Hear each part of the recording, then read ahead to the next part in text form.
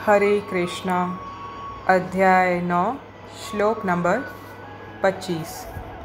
यान्ति देवव्रता देवान् पित्रान् यान्ति पितृव्रत भूतानि यान्ति भूतेज यान्ति मर्त्यजिनोऽपि माम्।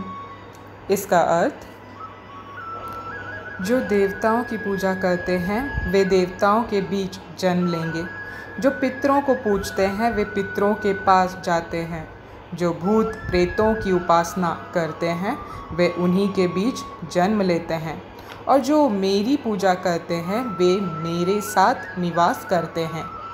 इसका तात्पर्य, यदि कोई चंद्रमा, सूर्य या अन्य लोक को जाना चाहता है तो वह अपने गंतव्य को बताए गए विशिष्ट वैदिक नियमों का पालन करके प्राप्त कर सकता है। इनका विशद वर्णन वेदों के कर्मकांड अंश दर्शनोपौर्णमासी में हुआ है, जिसमें विभिन्न लोकों में स्थित देवताओं के लिए विशिष्ट पूजा का विधान है। इसी प्रकार विशिष्ट यज्ञ करके पितृलोक प्राप्त किया जा सकता है।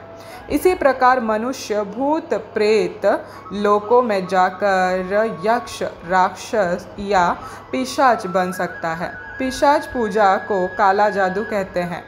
अनेक लोग इस काले जादू का अभ्यास करते हैं और सोचते हैं कि यह अध्यात्म है, किंतु ऐसे कार्यकलाप नितांत भौतिकतावादी है। इसी तरह शुद्ध भक्त केवल भगवान की पूजा करके निस्संदेह वैकुंठ लोक तथा कृष्ण लोक की प्राप्ति करता है। इस श्लोक के माध्यम से यह समझना सुगम है कि जब देवताओं की पूजा करके कोई स्वर्ग प्राप्त कर सकता है तो फिर शुद्ध भक्त कृष्ण या विष्णु के लोक क्यों नहीं प्राप्त कर सकता। दुर्भाग्यवश अनेक लोगों को कृष्ण तथा विष्णु के दिव्य लोकों की सूचना नहीं है, अतः न जानने के कारण वे नीचे गिर जाते हैं। यहाँ तक कि निर्विशेषवादी भी ब्रह्म ज्योति से नीचे गिरते हैं। इसीलिए कृष्ण भावनामृत आंदोलन इस दिव्य सूचना को समूचे मानव समाज में वितरित करता है कि केवल हरे कृष्ण मंत्र के जप से ही मनुष्य सिद्ध हो सकता है और भगवत धाम को वापस जा सकता है। हरे कृष्णा। तो ये था श्रीला प्रभुपाद जी द्वारा दिया हुआ तात्पर्य। बहुत सुंदर श्लोक है दोस्तों, और बहुत महत्वपूर्ण श्लोक है, जिसमें भगवान दोनों लोकों का यानी भौतिक और आध्यात्मिक लोक का विश्लेषण यानी गंतव्य बता रहे हैं कि कौन किसको पूजा करने पे कहाँ किसको प्राप्त होगा। अब तक तो भगवान मार्ग बता रहे थे, है ना, इस ऐसे मार्ग से जाएंगे तो वापस आएंगे कि नहीं आएंगे, ये मार्ग बता रहे थे और अलग अलग उस प्रकार से गंतव्य बता रहे थे। मगर अभी टोटली उस पर्टिकुलर जो ये है व्यक्ति है या उस जो भी जीवात्मा है वो जिसको आराधना करता है, पूजता है, तो उसका क्या होगा, गति क्या होगी, गंतव्य क्या होगा, वो बता रहे हैं। तो बताते हैं यान्ति। यान्ति का मतलब है जाते हैं। तो जो देवताओं के उपासक है, देवताओं के क्या होते हैं, देवताओं के पास जाते हैं जो उनके उपासक हैं।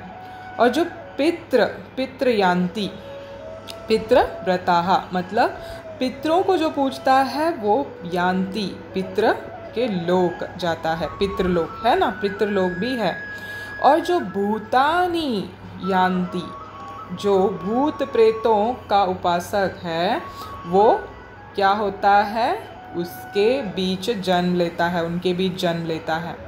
भगवान ये भी स्पष्ट कर रहे हैं कि जो मेरी पूजा करता है वो मेरे साथ निवास करता है, मतलब उनके नित्य धाम में वो शुद्ध भक्त जो भगवान कृष्ण को पूजता है वो जाता है। तो इस श्लोक से शुद्ध भक्त और जो भी भक्ति कृष्ण भक्ति के मार्ग में लगे हैं उनके लिए खुशखबरी है। भगवान यहाँ पे निश्चिंत रहने के लिए कह रहे हैं उन लोगों को कि वो ज़रूर उनके पास लौट आएंगे। तो ये एक बहुत बड़ी राहत वाली श्लोक है। मगर जो अभी भी ये श्लोक पढ़कर जो नाना प्रकार से जो लोगों को पूछते हैं तो उनको सावधान होना चाहिए कि उनकी गति क्या होगा। स्पेशली जो भूत प्रेतों की जो उपासक है उनके लिए स्पेशली श्रीला प्रभुपाद ने बहुत सुंदर तरीके से कहा कि वो गलत फहमी में है कि वो सोच रहे हैं कि ये एक अध्यात्म है, मगर ये ऐसा नहीं है। ये सब काला जादू के अंदर आता है और ये सभी चीज़ जो बताया है देवी देवताओं का हो या पितृलोक का हो या भूतेज हो, ये सब कुछ कर्मकांड के अंश दर्शना पौर्णमासी के इसमें दिया है, अंश में दिया हुआ है। तो जिसको जैसा फल चाहिए वो उस कर्मकांड के सेक्शन से पढ़कर पूजा कर ले सकता है। मगर ये याद रखना बहुत इम्पॉर्टेंट है। लास्ट पैराग्राफ में श्रीला प्रभुपाद समझाते हैं कि हमें यहाँ ये समझना है कि हमको टेम्परेरी बेनिफिट चाहिए कि परमानेंट बेनिफिट चाहिए, ये समझना बहुत इम्पॉर्टेंट है और ये श्लोक के द्वारा ये समझना आसान हो जाएगा। तो कृष्ण भक्ति विष्णु भक्ति ही सबसे श्रेष्ठ है क्योंकि ये हमारी फाइनल डेस्टिनेशन परमानेंट घर हमें लेके जाती है, भगवत धाम वापस लेके जाती है। केवल और केवल कृष्ण मंत्र जप कर, वो है सबसे टॉप मोस्ट महामंत्र है हरे कृष्ण महामंत्र, जिसके जपने मात्र से ही हम अपने मूल स्वरूप को पहचान जाते हैं और भगवत धाम भगवान का पार्षद बनकर या उनके परिकर बनकर, जिस भाव से हमने पूजा किया है उनकी आराधना की है, उस भाव से हम उधर प्राप्त हो जाते हैं उन लोकों में।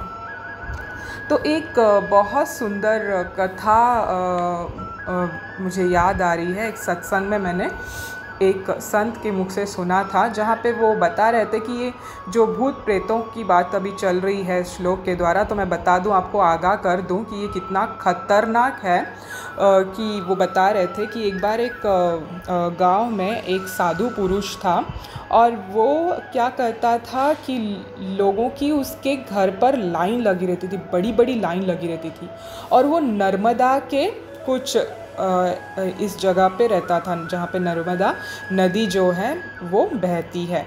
तो क्या हुआ कि वो जो ये था साधु था, वो जो भी लोग आते थे उसका पास्ट प्रेजेंट और फ्यूचर सब कुछ बता देता था। मतलब पास्ट में उसका क्या क्या हुआ है, किसकी मृत्यु हुई है, उसका माता कौन है, पिता कौन है, पत्नी कौन है, बच्चे कितने हैं, आगे क्या होगा, ये सब बताता था। और लोग हैरान हो जाते थे कि ये तो कोई महात्मा नहीं है, साधु पुरुष नहीं है, मगर तो भी बनकर बैठा है, दिखता तो है मगर कोई मंत्र जप नहीं करता है, इसकी कोई वैष्णव आचरण नहीं लगती है, तो ये इतना मतलब कैसे सटीकता से सब बताता है।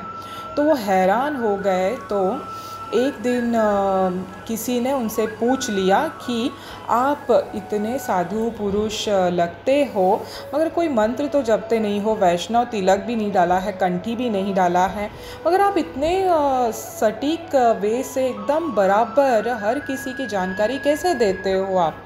तो उन्होंने कहा, तब उन्होंने उस व्यक्ति जो था वो जानकार था, वो उनका करीबी था थोड़ा, तो उन्होंने उनको रिवील किया कि उनके कान पर वो विष्ठा लगाकर बैठते हैं और उस विष्ठा पर एक पिशाचिनी आके बैठ जाती है और वो उनके कान में बताती है कि ये फलाना पर्सन जो भी उनके सामने आता है ये यहाँ से है, इस गांव से है, ये यहाँ का रहने वाला है, इसके माता का पिता का सब कुछ वो कुंडली वो जो पिशाचिनी है वो कान में उनके बता देती थी। इस वजह से सब पता चल जाता था। तो उस व्यक्ति ने उनको सिर्फ जागृत करवाया कि ये तो बहुत खतरनाक बात है। तो कभी आपने पूछा उस पिशाचिनी से कि आपकी मृत्यु कैसे होगी और आपका क्या गति होगा? तो उस व्यक्ति को, उस साधु को ये लगा कि सच बात है, ये तो मैंने कभी पूछा नहीं। तो उसके जाने के बाद उस दिन रात को उस पिशाचनी से उस व्यक्ति ने, जो साधु बनकर बैठा था, वो जो था, उसने उस पिशाचनी को पूछ लिया कि मुझे ये बताओ कि मेरा क्या गति होने वाला है। मैंने तो इतना सब कुछ पूजा पाठ किया है और मैंने सब कुछ ये किया है, तो तुम मुझे बताओ मेरा क्या गति होगा। तो जो पिशाचनी थी उसने कहा कि तुम्हारी गति ऐसी है कि तुम मरकर तुम देवलोक जाओगे, क्योंकि तुम्हारी मृत्यु जो है नर्मदा के नदी में होने वाली है। मगर उस पिशाचनी ने ये भी कहा कि पूरा आजीवन मैंने तुम्हारी सेवा की है, तुमने मेरी मदद ली है, इसीलिए तुम्हारी वो गति नहीं होगी, क्योंकि उसके बाद तुम मेरे सेवक बनोगे मरने के बाद। तो ये इस बात से वो जो नकली साधु जो बन के बैठा था वो बहुत डर गया। और उसने कहा, उसको कुछ समझ में नहीं आ रहा था, ये मतलब क्या ऐसे बोल रही है, ये तो मेरी अधीन है, ऐसे उसको लग रहा था, है ना। तो मगर ये काला जादू करने वाले लोग ये नहीं जानते हैं कि जिसके साथ मिलकर वो ये सब कर रहे हैं, वो जो है वो उसी को अपना अधीन बना लेते हैं। तो ऐसे ही हुआ। अंत में वो साधु जो था, उधर के लोकल लोगों ने बताया कि वो मरते वक्त नर्मदा नदी में जाने के लिए, मतलब ये होने के लिए जा रहा था, डूबने के लिए, ताकि उसको वो ये मिले, फल मिले उसकी जीवन की।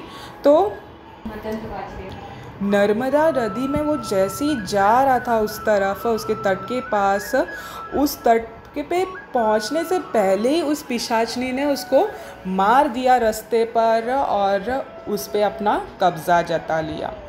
देखिए दोस्तों, ये कितना खतरनाक है। और ये एक कहानी नहीं, ऐसे बहुत सारे कहानियाँ हम सुनते रहते हैं साधु संतों से। और किसी और दिन आपको बताऊंगी। अब तो रिकॉर्ड की टाइम जो है वो ख़त्म होने आ रही है। तो ऐसे चीज़ मैंने खुद अपने कानों से भी, एक मेरे पहचान के हैं, उनसे भी मैंने सुना था। वो किसी दिन आपको दूसरे रिकॉर्ड में सुनाऊंगी उस कथा को, क्योंकि कितना डेंजरस है, कितना ख़तरनाक है कि हम किसी और की आराधना कर रहे हैं और वो व्यक्ति और या वो कोई भी हो, वो कितना ख़तरनाक हो सकता है और हम कितने बड़े ख़तरे में फंस सकते हैं। मगर जो कृष्ण भक्त है वो तो हमेशा निर्भय रहता है, वो तो हमेशा भगवान कृष्ण का सेवक बनकर खुश रहता है। उसे ना कोई भौतिक की चिंता होती है, ना आध्यात्मिक की चिंता होती है। वो तो सब कुछ कृष्ण के हवाले कर निश्चिंत हरे कृष्ण महामंत्र का जप करता है, क्योंकि उसे पता है वो भगवान के ऊपर डिपेंड होकर भी इंडिपेंडेंट है। इसीलिए तो कहते हैं शास्त्र में कि जो कृष्ण के ऊपर डिपेंडेंट है, आश्रित है, वो पूर्णता से आत्मनिर्भर है, वो पूर्णता से इंडिपेंडेंट है। क्योंकि जैसे एक सुंदर वैष्णव भजन में कहा है, भजहु रे मन श्री नंद नंदन अभय चरण रविंद रे। ये वैष्णव संत कहते हैं कि अरे मन, बावरे मन, तू भगवान कृष्ण का चरण याद कर, उनकी गुणगान कर। क्यों? क्योंकि भगवान कृष्ण का जो चरण स्मरण करता है वो अभय हो जाता है, फियरलेस हो जाता है, उसे कोई चीज़ की टेंशन नहीं रहती है, ना ही डर रहता है। तो इसीलिए इस श्लोक के द्वारा भगवान हमको दोनों चीज़ का डिफ्रेंसिएशन बता रहे हैं। ये हमको ध्यान रखना है, भौतिक क्या है, आध्यात्मिक क्या है, जड़ क्या है, चेतन क्या है, तब हमें ये सब चीज़ समझ में आएगा। और हम आत्माएं हैं, हम जड़ नहीं हैं, और चेतन की तरफ ही जाना चाहिए, न कि जड़ के तरफ। इसीलिए हम जीवात्माओं के जो इस बस में है वो है आध्यात्मिक, हम आध्यात्मिक क्षेत्र से हैं। तो इसीलिए हमारा पूरा हक है कि हम भक्ति करें और भगवान कृष्ण को पाए और उनका सेवा कर उस अनंत परमानंद सुख की प्राप्ति करें। हरे कृष्ण कृष्ण कृष्ण हरे हरे, हरे राम राम राम हरे हरे। श्री कृष्ण भगवान की जय। श्रीला प्रभुपाद की जय।